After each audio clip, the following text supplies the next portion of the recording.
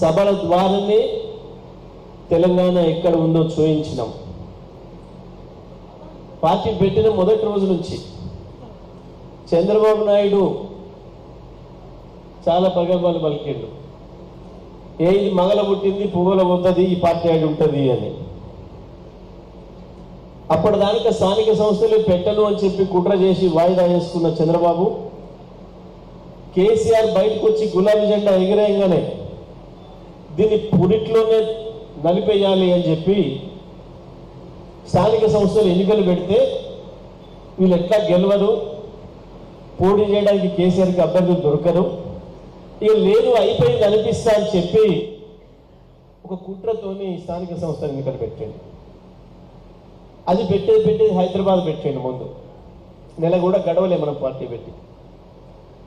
హైదరాబాద్లో సహజంగానే అప్పటికి ఇంకా తెలంగాణ వాదం అంటుకోలేదు. తెలంగాణ వాదం మొదలైంది ప్రధానంగా నీళ్లు నిధులు నియామకాలు అనే ట్యాగ్ లైన్తో. తెలంగాణ వ్యవసాయం నాశనం అవుతుంది సమైక్య ఆంధ్రప్రదేశ్ వల్ల.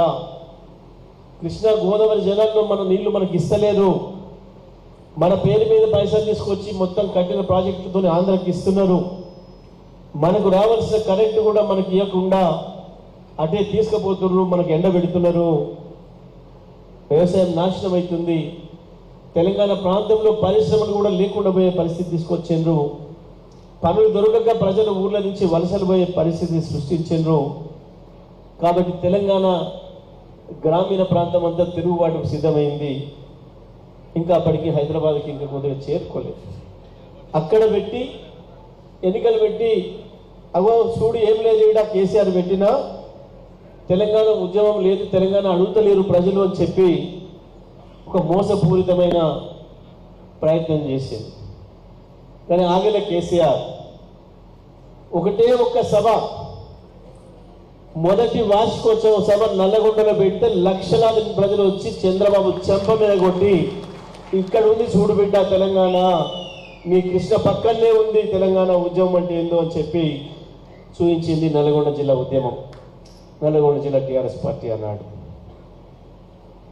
ఆ రకంగా అనేక సభలు ఒకటి తర్వాత ఒకటి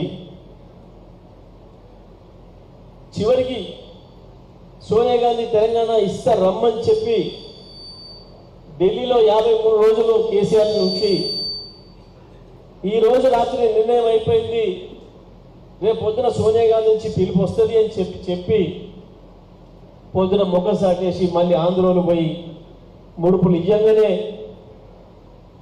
ముఖం చాటేసి తెలంగాణ ఇయ్యలేము అని చెప్పి పంపించారు. ఆ టైంలో కాంగ్రెస్ తెలుగుదేశం ఇద్దరు కలిసి ప్రతిసారి కలిసే ఉన్నారు.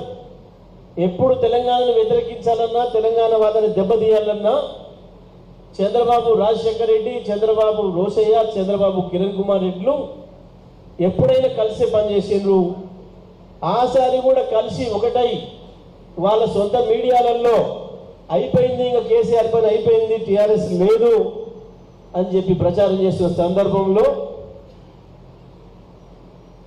సూర్యాపేట తెలంగాణ ఎక్కడుందో చూపిస్తా, నీకు తెలంగాణ వాదం ఎట్లా ఉంటుందో చూపిస్తా అని చెప్పి అక్కడిక్కడ కాదు నీ ఆంధ్ర పక్కనే నీ పక్కంలో బల్లెంలాగా ఉంటుంది అని చెప్పి సూర్యాపేటలో అద్భుతమైన సభను పెట్టి 2012లో మొత్తం మళ్ళీ అందరి దిమ్మ తిరిగేటట్టుగా చేసి చూపించింది తెలంగాణ వారు.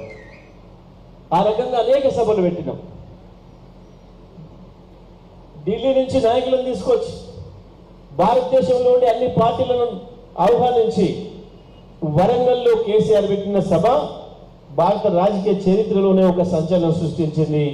ఇన్ని లక్షల మంది ప్రజల్ని ఒక దగ్గరికి చేర్చడం అనేది అది ఎవరితో సాధ్యం కాదు, కేవలం కేసీఆర్కు మాత్రమే సాధ్యమవుతుంది అని చెప్పి దేశంలో వచ్చే నాయకులందరూ కూడా వచ్చి మాట్లాడే పరిస్థితిని తీసుకొచ్చారు. నిజమే, ఆ సభలన్నీ జరిగినాయి. ఇవాళటి సభ దీనికి ఇంకా ఒక ప్రత్యేకత వచ్చింది.